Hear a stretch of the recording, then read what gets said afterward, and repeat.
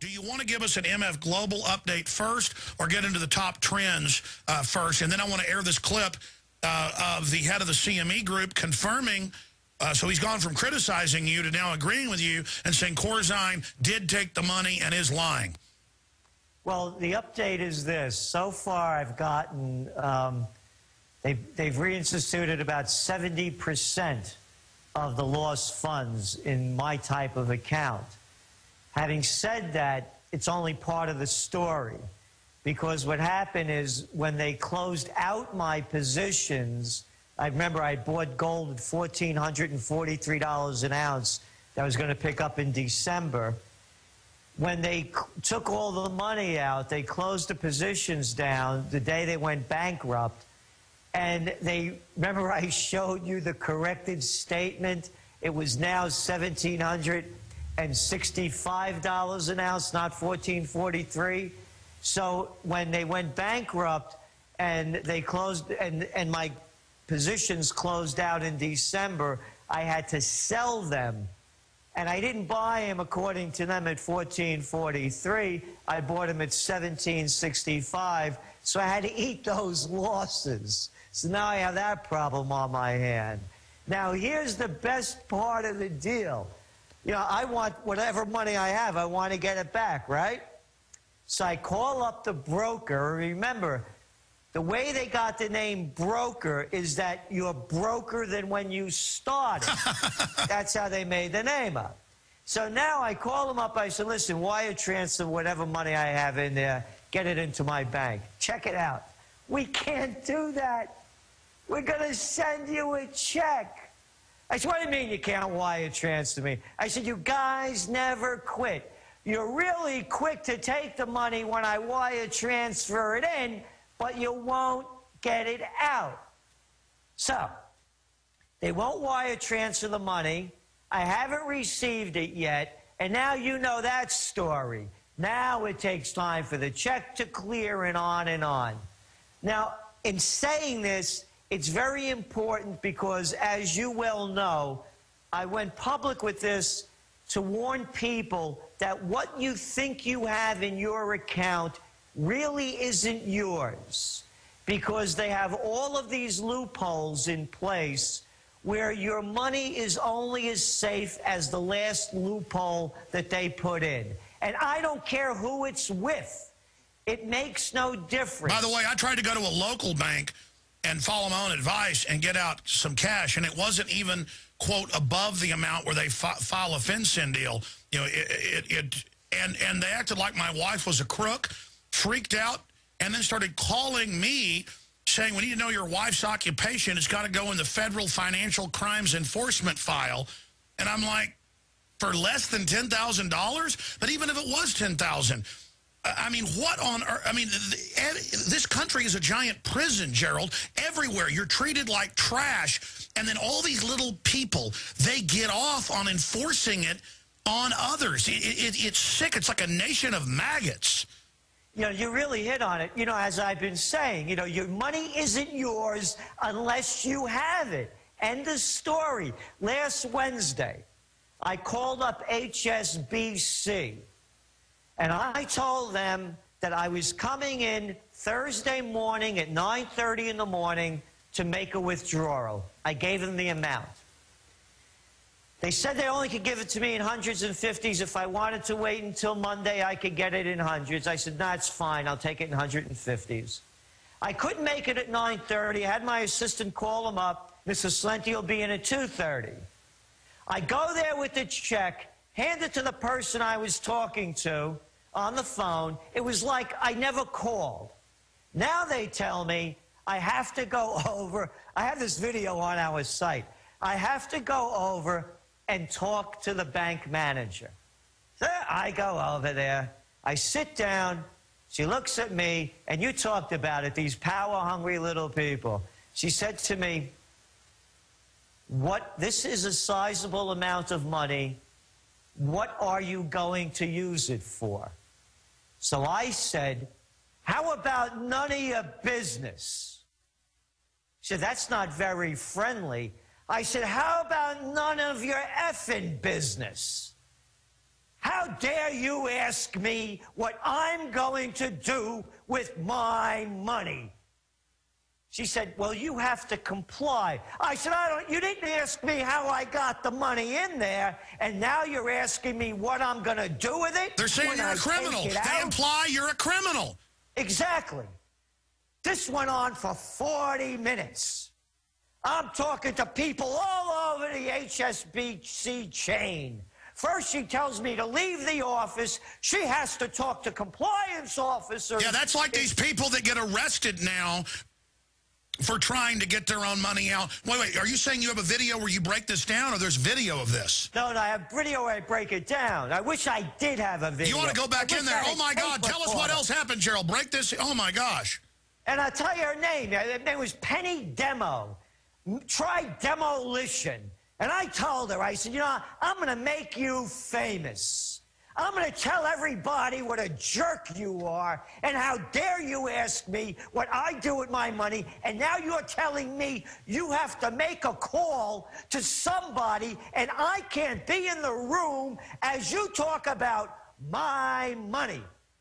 So now this goes on, and it goes on, and I'm demanding to talk to other people. I get some woman said, Mr. Celente, now, you should have called the bank up ahead of time. And I said, I called yesterday. My assistant called again today. She said, but we have to know what you're doing with your money. I said, listen, if she didn't tell you, I'll tell you. It's none of your damn business what I do with my money. Now, listen, I know I could have said, I'm going to buy a car, I'm going to do this, I'm going to do that. I said, screw this, I'm not telling him anything. She said to me, well, Uncle Sam wants to know. I said, listen, tell Uncle Sam to give me a call, and we could talk about it. Well, let's stop right there. I did the same thing, but I didn't go in. I came in here Friday so angry that I was bouncing off the walls because they were calling me over and over again Thursday. I finally start talking to them at this local bank. And the guy's like, sir, we've got to fill out this report on you to the feds. And I'm like, well, why is it any of their business? He goes, sir, we're not spying on you. And I said, what do you mean you're not spying? You got to fill a report out to me on the feds. He goes, well, new rules are coming in and blah, blah, blah. I said, I thought it was above this amount. This is below that amount. We're sorry, sir. Don't be paranoid. We know about your radio show. Oh, so I'm the paranoid one that in America, this isn't even that much money. I mean, I might be able to buy a golf cart with it, maybe. I mean, not even a car. That in America, I can't even get some cash out without being treated like trash. And that's what this whole system is about with Patriot Act compliance, is turning everybody into little agents, having them all spy. So then I start yelling at them. This is in the morning at home. My wife runs in, what's wrong? I say, you talk to him. She calls him back. She starts yelling because they start telling her she's paranoid.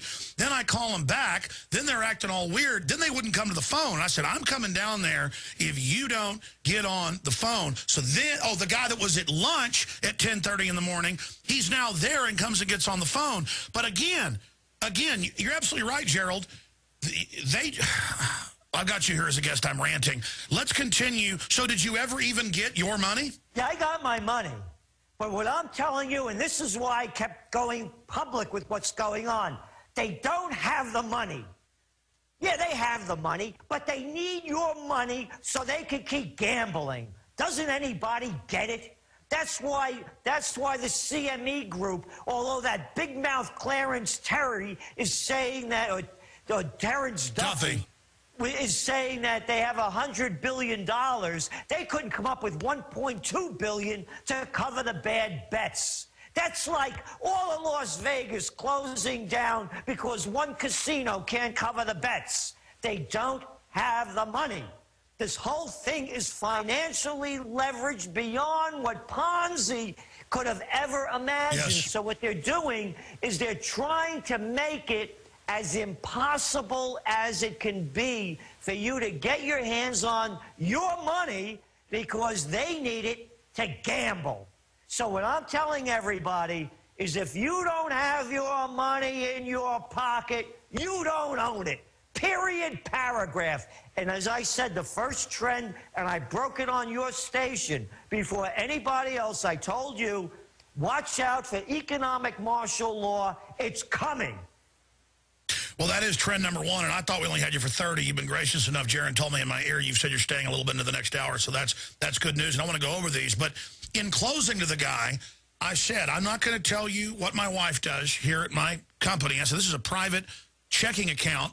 This is after-tax money. This is how we pay for, you know, our gas, our food, everything. This is how we pay for babysitters. I said, you understand this is a private checking account. And he said, I still need to know this. I need to know that. And, you know, we have to tell the feds what you're doing with the money. And I said to the guy, I said to him, I said, you tell them then I'm not a criminal like them, caught laundering trillions of dollars of drug money in the last decade. I'm not like Wells Fargo, caught laundering $376 billion, source Bloomberg AP. I said, I'm not like the big banks that run this country and have stolen trillions of dollars. I said, you realize I'm in a little local bank because the big mega banks are the ones that run the country and run the Ponzi scheme. And the guy finally said, yes, I understand. I apologize for, implying that we're not spying on you. And I said, what you're saying is the feds are telling you to spy. And he goes, yes. And I said, that's fine. But now I've got to have some money in there to, like, pay for some things with checks. I've got to have a business account to pay my employees. But, I mean, you're right, Gerald. I mean, I guess I built a giant vault in here or something with armed guards and pay people myself, like the Old West or something. I mean, you just cannot trust these people, and they treat you like a piece of garbage. And again, they don't ask you where you got the money when you put it into the account. But, boy, they don't... That's what my wife said. This is my money, and they won't give it to me. Oh, by the way, I wrote about this before when I used to deal with Key Bank. It was the same bunch of crap.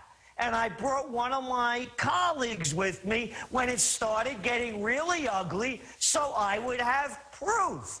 They don't have the money. They don't want to give it to you. And I'm warning everybody, do what you want to do. I could care less. All I'm saying is they're going to screw you. And these are, and you keep using the word global, on and on. Let's make it really clear during this Christmas time. The only time that Jesus Christ, the Prince of Peace, became violent is when he picked up a whip to drive the money changers out of the temple. If Jesus Christ becomes violent, I can become angry when the money changers are giving it to me. I agree. And the money changers now are in charge of every temple in Athens, in Rome, in Washington. It's the bankers, the criminals that Christ violently beat out of the temple that are ripping this nation and the world apart. They're open criminals. Because they're money junkies. They're addicts. They can't get enough. We're about to go to break, but in 20 seconds, how long did it take for you to get your money? You had to go get witnesses? 40 minutes. 40 minutes it took me to get my money.